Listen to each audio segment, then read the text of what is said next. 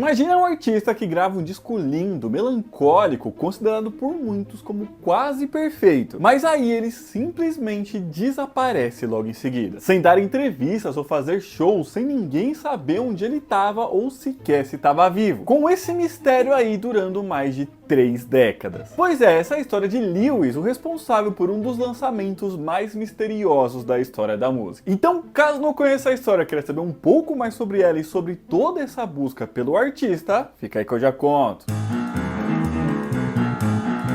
Bom, foi no ano de 1983 que um homem loiro, de cabelos muito bem penteados, chamado Randall Wolf, junto com a sua namorada, chegaram em uma Mercedes conversível branca no estúdio de gravação Music Lab lá em Los Angeles, para que ele gravasse uma série de músicas próprias, que tinha uma sonoridade mais etérea num estilo meio synth pop folk, com melodias suaves e sintetizadores bem delicados, não tão marcados como era mais comum nas músicas dos anos 80. Logo depois de gravar as músicas, ele ainda contrata o fotógrafo Ed Cover, que tinha ficado conhecido alguns anos antes por fotografar punks na Califórnia, para fotografá-lo então para a capa do seu disco, que teria uma foto ali de seu rosto em preto e branco e se chamaria Lamour. Mas ao invés de Randall Wolf usar o seu nome na capa do disco, como sendo ali o artista por trás daquela produção, ele preferiu colocar o seu nome artístico para isso, que era apenas Lewis. E assim nascia esse disco, que teria muitos fãs e geraria um dos maiores mistérios do mundo da música. Afinal, quando o fotógrafo contratado notou que o cheque dado a ele pelo Randall, Lewis, né, chame como quiser, para o pagamento ali do serviço tinha voltado, ou seja, ele não serviria mais para o pagamento, o artista já tinha desaparecido sem ninguém fazer ideia de onde ele poderia estar. Porém, o disco Lamour foi lançado pelo próprio artista de forma independente pelo selo Raw, mas ficou por décadas esquecido, sem nenhuma repercussão. Isso pelo menos até 2008, aí cerca de 25 anos depois da gravação. Afinal, foi mais ou menos nessa época que um colecionador de disco de vinil chamado John Murphy encontrou uma cópia do álbum Lamour do Lewis em um brechó na cidade de Alberta, lá no Canadá. Curioso então, por nunca ter ouvido falar daquele artista, ele comprou o disco, ouviu, gostou das músicas e assim foi atrás de saber um pouco mais sobre o artista por trás daquelas músicas, descobrindo assim então toda a história que eu acabei de contar pra vocês, sobre o homem que desapareceu logo depois da gravação do disco sem ninguém saber o que tinha acontecido com ele. Achando então toda essa história misteriosa e interessante, ele falou com alguns veículos de mídia, né, especializados em música, e um deles era o pessoal do site de música Weird Canada, enviando então algumas músicas que estavam nesse disco para que eles pudessem ouvir por lá. Com o site então também gostando daquilo que ouviu e publicando aí toda a história do artista junto com algumas das músicas enviadas. Uma dessas canções era I Thought the World of You, uma balada ali com pianos e sintetizadores que trazia a história de um coração partido, né, numa melodia ali bem melancólica.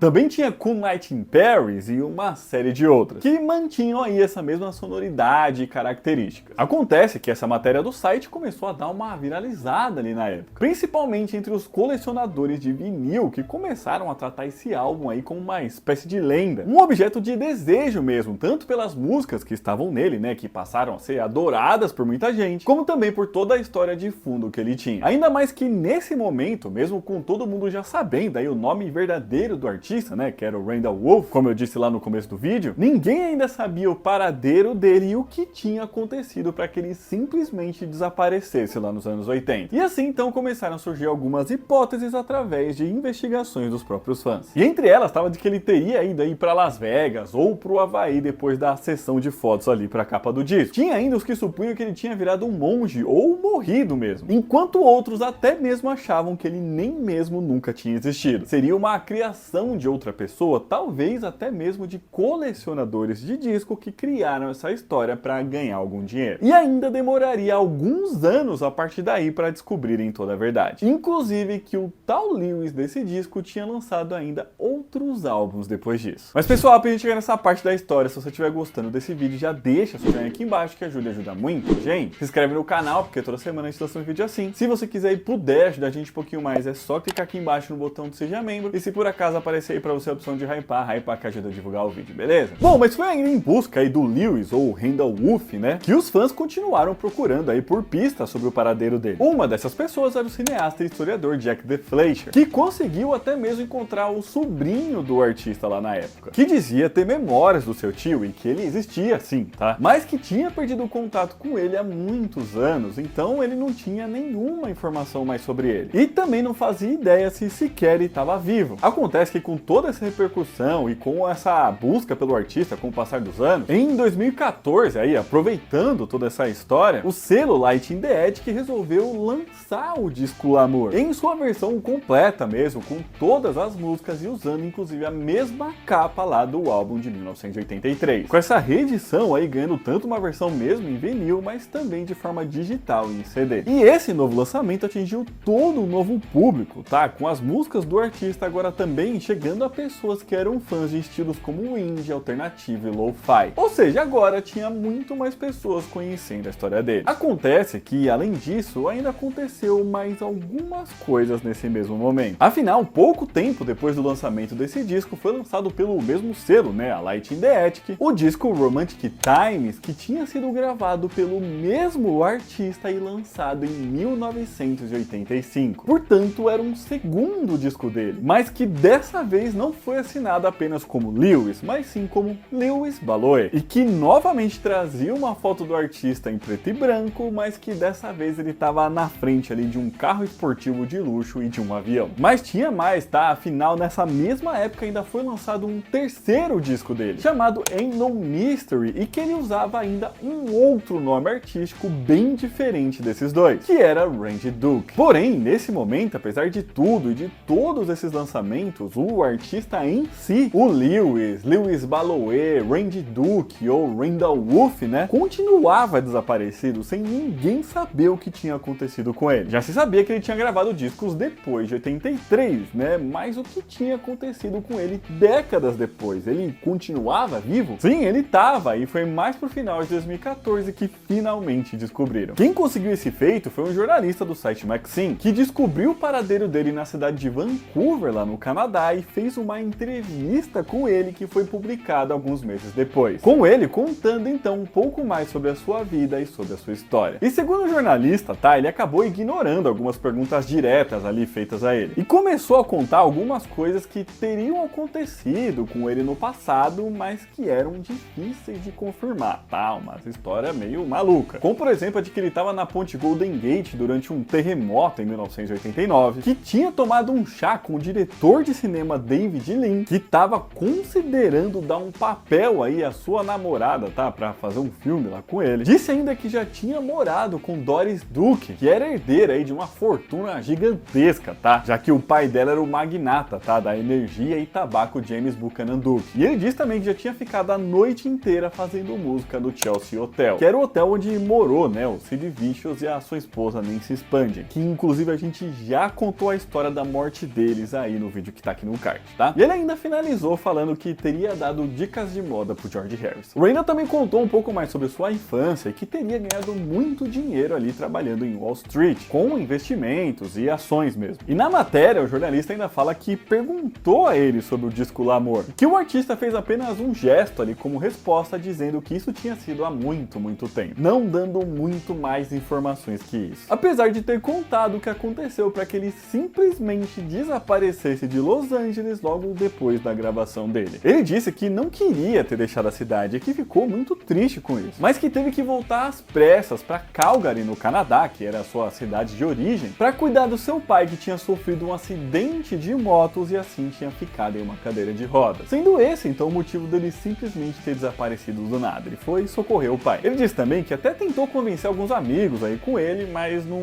teve muito sucesso nisso não. Ele contou também que naquele momento ali ele morava com a sua namorada e seu gato, e que continuava fazendo música, tá? Que costumava passar noites aí tocando e que em breve lançaria ali um novo CD, um novo disco, sei lá, novas músicas, mas que acabaram nunca saindo, tá? Pelo menos não até hoje. No final da entrevista, ele ainda demonstrou ali uma grande saudade de Nova York e de estar triste ali por achar que nunca mais voltaria pra lá, pedindo ao repórter então até que mandasse um beijo pra cidade por ele, pra ele logo em seguida ir embora do café lá onde ele tava dando essa entrevista. Aqui vale dizer, tá, que a gravadora que relançou os discos dele depois procurou ele pra fazer os pagamentos pelos direitos autorais, mas ele não quis receber o valor, tá? Aparentemente dinheiro realmente não era um problema pra ele. E assim se resolvia o mistério do artista que lançou músicas lá nos anos 80 que encantaram pessoas décadas depois, mas que nunca pôde sequer fazer um showzinho para essas mesmas pessoas.